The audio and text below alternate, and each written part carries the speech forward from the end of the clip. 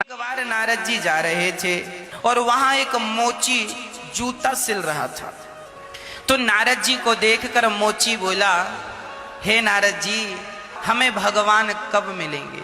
वो जूता सिलता और भगवान का नाम जपता, नारायण नारायण, कब मिलोगे दीनानाथ, कब कृपा करोगे दीनानाथ। रोता और जूता सिलता जा, काम करता और भगवान के लिए रोता जाता। नारद जी से कहा कि बताओ नारद जी, आप तो भगवान से मिलते हो, बताओ हमें भगवान का दर्शन कब होगा? नारद जी बोले, अभी मैं जाकर पूछ के आता हूं। नारद जी आगे चले तो जंगल में एक महात्मा जी ध्यान लगाए बैठे थे। उन्होंने भी कहा, महाराज बताओ भगवान कब दर्शन देंगे? नारद जी बोले, एक ही प्रश्न दो लोगों का है, जाकर अभी पूछता हूं। नारद जी गए भगवान के पास और भगवान से कहते हैं, प्रभु दो भक्तों से हम मिलकर आ रहे हैं। अच्छा? नारद जी ने कहा, वो ये चाहते हैं कि आप उन दोनों को दर्शन कब देंगे? तो नारद जी से भगवान ने कहा, जाओ दोनों से कह देना कि पीपल के पेड़ में जितने पत्ते हैं उतने जन्मों के बाद हम दोनों को मिलेंगे। अब नारद जी आए, सबसे पहले बाबा जी के पास। महात्मा जी सुनो सुनो। महात्मा जी बोले, हाँ हाँ बताओ क्या कहा भगवान ने? तो कहा नारद जी ने, सुनो भगवान ने कहा है कि इस पीपल के पेड़ में जितने पत्ते हैं उतने जन्मों के बाद आपको मिलेंगे।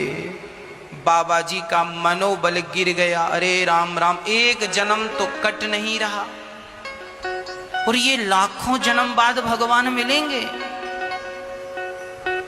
नारद जी ने कहा, भगवान ने कहा तो ऐसा ही है। तो बाबा जी ने कहा, नारद जी फिर ये माला वाला आप लो, अब ये हमारे बस का नहीं है, इतना इंतजार कौन करेगा? हमें तो लगा इसी जन्म में मिल जाएंगे भगवान। इस सोच से हम आए थे, अपनी दाढ़ी बढ़ा ली है, बाल वाल सब, और जंगल में ही तपस्या करने लगे।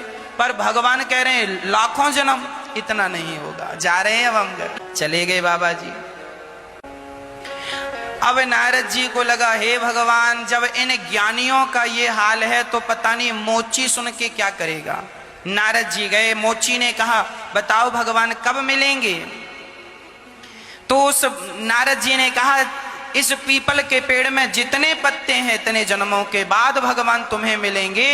ये सुन करके वह मोची पीपल के पेड़ में चढ़ता उतरता और नाचने लगा। नारद जी बोले, क्यों नाच रहा है? भगवान से नारद जी ने कहा, क्यों नाच रहा है? मोची ने कहा, नारद जी, अरे इतने जन्मों के बाद ही सही, कम से कम भगवान को याद तो है कि किसी भक्त को जाकर दर्शन देना है। ये सोचकर वो चढ़ता उतरता और वो चढ़कर उतर रहा था, भाव में डूब गया, प्रेम में डूब गया और उसी क्षण उसका पांव फिसला, पेड़ से नीचे गिरने लगा। तुरंत भगवान ने प्रकट होकर उसने अपनी गोद में भगवान ने थाम लिया। तुरंत भगवान प्रकट हो गए और मोची ने दर्शन किया। नारद जी बोले, हे भगवान, ऐसे में तो हमें कोई कुछ भी कहेगा।